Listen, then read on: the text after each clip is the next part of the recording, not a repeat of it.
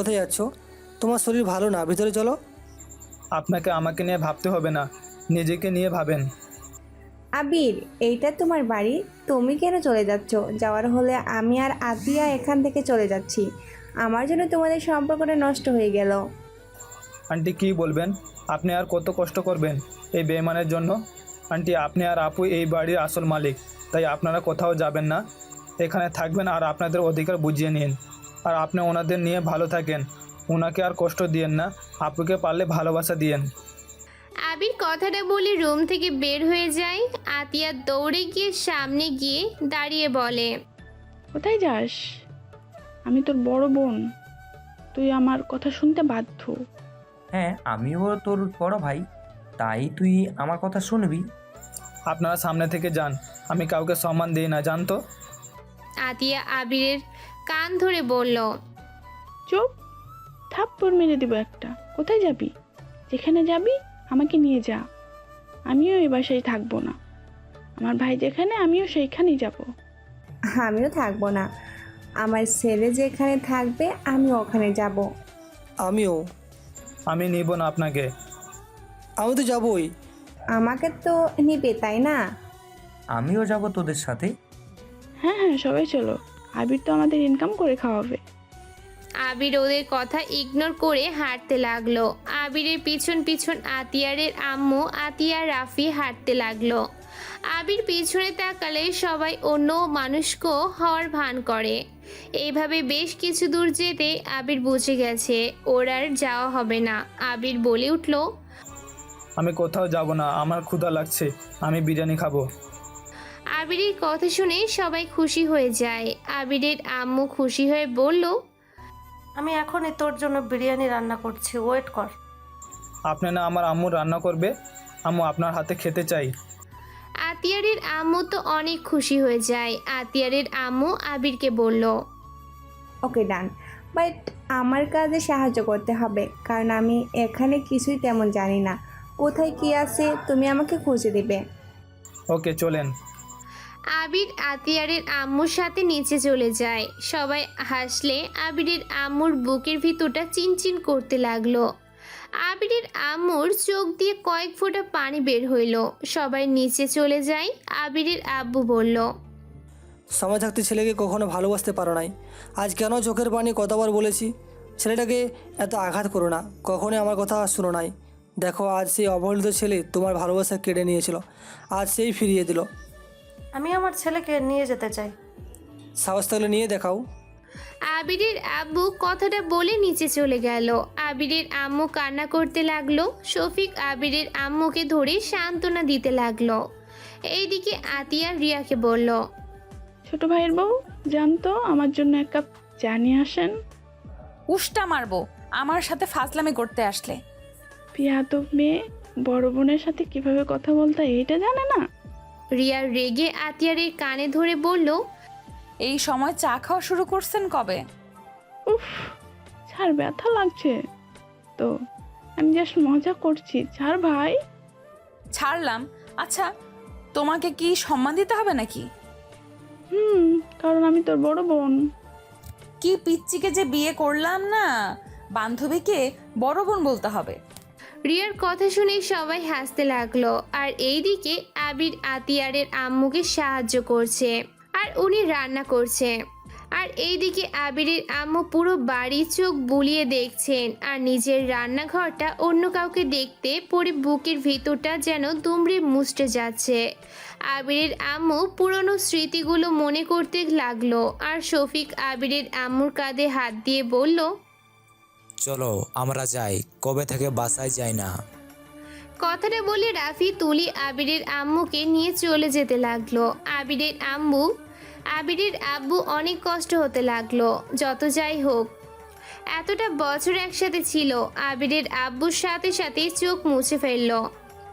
আবিরের আম্মু রিয়ার কাছে গিয়ে বলল, রিয়া, আমাকে ক্ষমা করে দিও ভুল করে থাকলে। আমার ছেলের পাশে থেকো, আমার ছেলের হাত কখনো আমার মতো ছেড়ে দিও না। ওকে ভালো রেখো, নিজেও ভালো থেকো। চিন্তা করবেন না, আপনার ছেলের হাত আমি কখনোই ছেড়ে দিব না। আপনি ভালো থাকবেন। আবিরের আব্বুর সামনে গিয়ে কথা বলতে গিয়ে দুইজন ইমোশনাল হয়ে যায়। আবিরের আব্বু নিজেকে সামলিয়ে বলল, নতুন জীবনের জন্য শুভকামনা রইল। তোমাকেও আর আমাকে ক্ষমা করে দিও। কখনো ভালো স্ত্রী না, ভালো একজন মা হতে পারছি। দোয়া করি তোমার স্ত্রী সন্তান নিয়ে তুমি সুখে থাকো।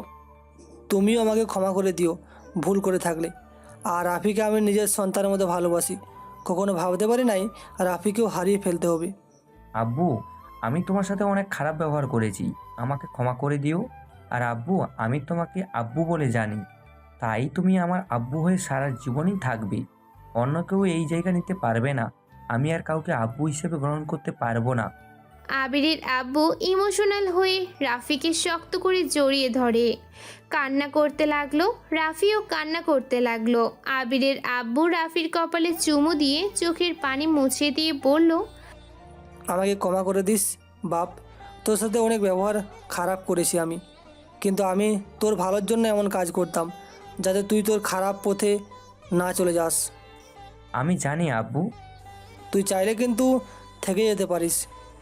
আসবো মাঝে মাঝে, আমার অধিকার আমি বুঝে নিব। তারপর সময় পাইলে তোমার সাথে দেখা করতে আসবো। আব্বু, নিজের খেয়াল রেখো। রাফি অনেকটা ইমোশনাল হয়ে আবার জড়িয়ে ধরে। আবিরের আম্মু আবিরের কাছে গেলে আবির কাজের বাহানা দিয়ে সরে যায়। আবিরের আম্মু আতিয়ার আম্মুকে বলে, বোন, তোমার হাতে আমার সংসারটা তুলে দিয়ে গেলাম, সাথে আমার স্বামীর সন্তান দিয়ে গেলাম। কখনো আমার মতো ওদেরকে অবহেলা করো না। ওদের ভালো রেখো, নিজেও ভালো থেকো। কথাটা বলে কান্না করতে করতে বাসা থেকে বের হয়ে গেল। আবিরের চোখে পানি পড়ার আগে মুছে ফেলল। বিরিয়ানির রান্না শেষ হইলে আবির বলল, আম্মু, আমি তাহলে ফ্রেশ হয়ে আসি, সবাই মিলে একসাথে খাবো। ওকে যাও। তুমিও যাও আব্বুকে নিয়ে। আর আপু, তুমি তো আমার পছন্দের অনুযায়ী একটা রুম নিয়ে নাও। আমার তো তোর রুম ভালো লাগছে। আচ্ছা নিও, বাট একদিন সময় লাগবে। আরে মজা করছি। আতিয়া, তুই আমার সাথে আয়, আর আব্বু আম্মু তোমরা রুমে যাও। সবাই যার যার মতো রুমে চলে গেল। আবির রুমে গিয়ে কাঁদতে লাগলো। আবির কারোর পায়ের শব্দ পেয়ে সাথে সাথে চোখ মুছে ফেলে ওয়াশরুমে চলে গেল। আবির ফ্রেশ হয়ে এসেছে, দেখে রিয়া খাটের উপরে পা ঝুলিয়ে বসে আছে। আবির কিছু বলতে যাবে, তার আগে রিয়া রাগী লুক নিয়ে বলল, কি রে, আমাকে নাকি ডিভোর্স দিবি? মানে রিয়া খাট থেকে নেমে আবিরের কলার ধরে মাথা দিয়ে আবিরের কপালে ঠাস ঠাস করে বাড়ি মারল। আবিরের মাথা ব্যথা পেয়ে বলল, ওরে আল্লাহ গো, মরে গেলাম গো। নাটক করবি না, তোকে আমার খুন করতে ইচ্ছে করছে। আবির রিয়াকে ঘুরিয়ে পেছন থেকে জড়িয়ে ধরে বলল, জান, সরি, রাগ করো না। দেখো, আমি চাই না তোমার লাইফে আমার সাথে জড়িয়ে নষ্ট হয়ে যাক। কেন তোর লাইফের সাথে আমার লাইফ জড়িয়ে গেলে কেন নষ্ট হবে? তুই কি তোর বাপ মায়ের মতো আমাকে ঠকিয়ে অন্য কাউকে বিয়ে করবি নাকি? ধ্যাত, কি বলো? আমি অন্য কাউকে বিয়ে করব কেন? তাহলে কেন নষ্ট হবে বল? দেখো, আমি এই বাসা থেকে ছেড়ে চলে গেলে সামান্য 10,000 টাকা বেতনের চাকরি করব। আর 10,000 টাকা দিয়ে তোমার একদিনও খরচ হবে না। সেখানে সংসার কিভাবে হবে বলো? তুমি কষ্ট পাবে, যেটাই আমি সহ্য করতে পারবো না। আমি যে জব করি তুই হয়তো ভুলে গেছিস। আর আমার বাপের কোনো কিছু নাই, ওকে যে আমাকে ভাড়া বাড়িতে থাকতে হবে। আমি তো তোমার জবের বা তোমার বাপের টাকায় চলতে পারবো না। ধরলাম আমার আব্বুর টাকা নিবি না, আমার টাকায় কি সমস্যা সেটা বল। আমি কি পাগল যে বইয়ের টাকায় বসে খেতে হবে? চুপ কর, রাগে শরীর জ্বলছে আমার। ছাড় আমাকে, না হলে তোর খবর আছে। আবির পেছন থেকে ঘুরিয়ে সামনের দিকে নিয়ে নিজের সাথে জড়িয়ে ধরে, কপালে চুমু দিয়ে বলল, ওইটাই খবর আছে জান। রিয়া আবিরের কথা শুনে আরও রেগে গিয়ে আবিরের বুকের কিল ঘুষি দিতে লাগলো। আবির ব্যথা পাওয়ার অভিনয় করে রিয়ার ঠোঁটের সাথে নিজের ঠোঁট বসিয়ে দেয়। 3 মিনিট পর ছেড়ে দিতে নিচ থেকে ডাক আসে। আবির রিয়াকে নিয়ে নিচে চলে যায়। তারপর সবাই একসাথে মিলে বসে খাবার খেতে লাগলো। আবিরের গলা দিয়ে নামছিল না। আতিয়া আবিরের হাতের প্লেটটা নিয়ে খাওয়াই দিতে লাগলো। আবির হাসি মুখে অনেক কষ্টে খেয়ে নিল। আপু, তুমি এখন খাও। আমি হাত দিয়ে খেতে পারবো না। আবির বুঝতে বাকি রইল না আতিয়া কি বলতে চাচ্ছে। আবির আতিয়ার প্লেট নিয়ে আতিয়াকে খাওয়াই দিতে লাগলো। আতিয়া মাঝে মাঝে আবিরের হাতে কামড় দিয়ে হাসতে লাগলো। আবিরেরও সাথে হাসতে লাগলো। রিয়া আতিয়ারের দিকে তাকিয়ে বলল, আপনি কখনোই বদলাবেন না। কখনোই না। বদলাতে হবে না, তুমি আমার দুষ্টু মিষ্টি বনে থাকো। আবির আতিয়ার কপালে চুমু দিয়ে আতিয়াকে খাওয়াই দিয়ে হাত ধুয়ে রুমে চলে যায়। আবির ফোন বের করে গ্যালারিতে ঢুকে পুরনো ছবিগুলো দেখতে লাগলো। রাফি, আবিরের আম্মু আব্বু আর আবিরের একসাথে ছবি ওঠা পিকটা দেখে আবির অনেকটা ইমোশনাল হয়ে যায়। আবির নিজেকে সামলিয়ে নিয়ে ফোনটা রেখে দেয়। রিয়া আসলে আবির রিয়ার সাথে দুষ্টুমি শুরু করে দেয়। 1 বছর পর। আবির, আমার অনেক ভয় করছে। আমার যদি কিছু হয়ে যায়, তুমি আরেকটা বিয়ে করে নিও। আর আমাদের সন্তানকে কখনো তোমার মতো জীবন বানিয়ে দিও না। আমাদের সন্তানকে ভালোবাসা দিও।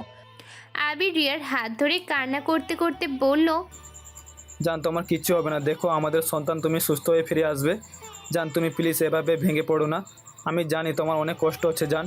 এই কষ্ট আমাদের জন্য, আমাদের সন্তানের জন্য কষ্ট করো। আবির, রিয়াকে ছেড়ে দে, ওকে নিয়ে যেতে দে। আবির, ছাড়ো ওকে। আবির রিয়ার হাত হালকা করে ধরলেই নার্স রিয়াকে নিয়ে কেবিনের ভিতরে চলে গেল। আবির কান্না করতে লাগলো।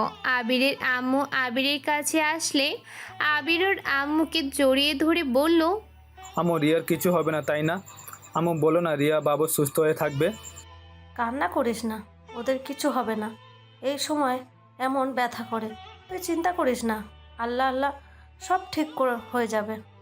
ভাই, তুই এত ভেঙে পড়লে রিয়া আরও ভেঙে পড়বে। তুই শক্ত হ। আবিরকে শফিক, রাফি, তুলি সবাই সান্ত্বনা দিতে লাগলো।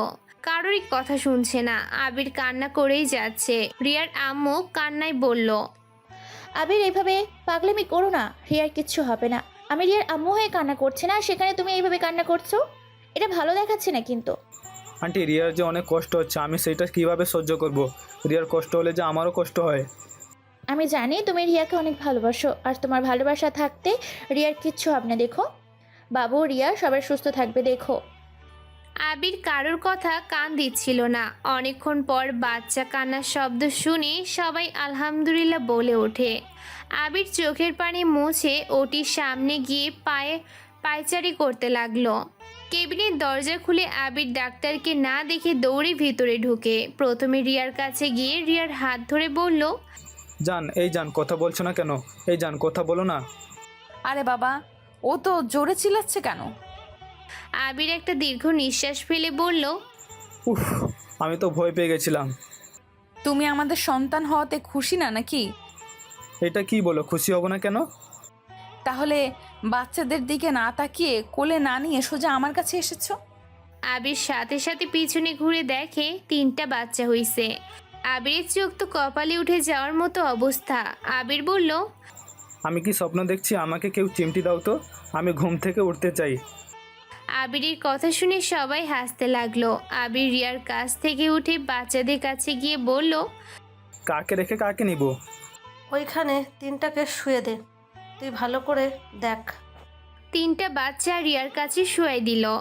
আবির 3টা বাচ্চাকে দেখতে লাগলো। 3টার কপালে চুমু দিয়ে রিয়ার কপালে চুমু দিয়ে বলল, প্রথমে আল্লাহর কাছে হাজার হাজার শুক্রিয়া আর ধন্যবাদ তোমাকে, আমাকে 2টা আব্বু আর একটা আম্মু উপহার দেওয়ার জন্য। আপনাকেও ধন্যবাদ। বলে রিয়া লজ্জা পেয়ে গেল। সবাই মিটিমিটি হেসে রুম থেকে বের হয়ে গেল। আবির বাচ্চা 3টার সাথে খেলতে লাগলো আর রিয়া ওদের দিকে তাকিয়ে হাসতে লাগলো। আসসালামু আলাইকুম। জানি না আপনাদের কাছে কেমন লাগছে, সবাই ধন্যবাদ। আর হ্যাঁ, আমার গল্পটা এত ধৈর্য সহকারে পড়ার জন্য। আর ছলনাময়ী গল্পটা সিজন 2 দেই নাই জন্য অনেক পাঠক পাঠিকা ইনবক্সে রাগ দেখাইছেন। আগামীকাল থেকে সিজন 2 পোস্ট করব ইনশাল্লাহ।